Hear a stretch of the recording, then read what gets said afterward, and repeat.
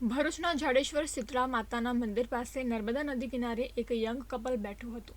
તે દરમિયાન એક ભેજાબાજ શખ્સ પોલીસની ટોપી પહેરીને તેમની પાસે આવીને દમદાટી આપવા લાગ્યો હતો અને પોતે પોલીસ હોવાની ઓળખ આપીને યુવક અને યુવતીના પરિવાર વિશેની માહિતી મેળવી ડરાવી ધમકાવ્યા હતા. જોકે આ ભેજાબાજે યુવક પાસે નાસ્તા પાણી માટે રૂપિયા માંગ્યા હતા અને યુવકે તેને ₹200 આપ્યા હતા.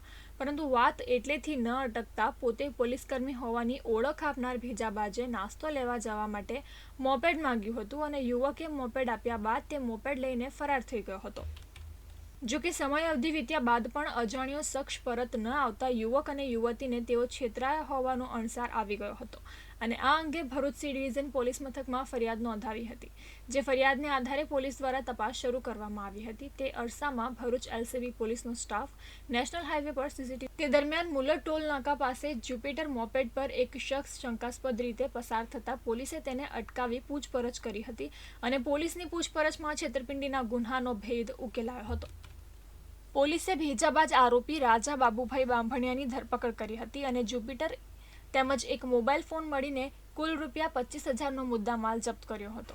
તેમજ આરોપી વિરુદ્ધ ભારતીય નાગરિક સુરક્ષા સંહિતા 2023ની કલમ મુજબ કાર્યવાહી કરીને વધુ તપાસ ભરૂચ સી ડિવિઝન પોલીસ દ્વારા કરવામાં આવી છે.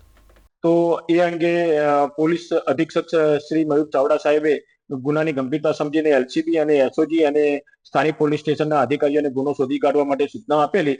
તો એલસીબીના પોલીસ માણસો પીઆઈ શ્રી વાળાના માર્ગદર્શન હેઠળ પીએસઆઈ શ્રી તુવર અને એમની ટીમના માણસો આ અંગે તપાસ કરતા હતા અને એમને બાતમી આધારે એક ઈસમ ને પકડી પાડેલો અને એને પૂછપરછ કરતા એને આ ગુનો પોતે કરેલો છે એવી કબૂલાત કરેલી. આ જે પકડાયેલો ઈસમ છે બાબુભાઈ રાજાભાઈ બાબુભાઈ બાંભણિયા, આ જે એને ગુનો કરેલો હતો અને પોલીસ તરીકે એને ખોટી ઓળખ આપેલી હતી એ ઈસમને પકડીને એની પાસેથી આજે ફરિયાદી પાસેથી મોપેડ લઈને ભાગી ગયેલો તે મોપેડ રિકવર કરેલી છે અને ગુનાનો ભેદ ઉકેલી કાઢેલો છે.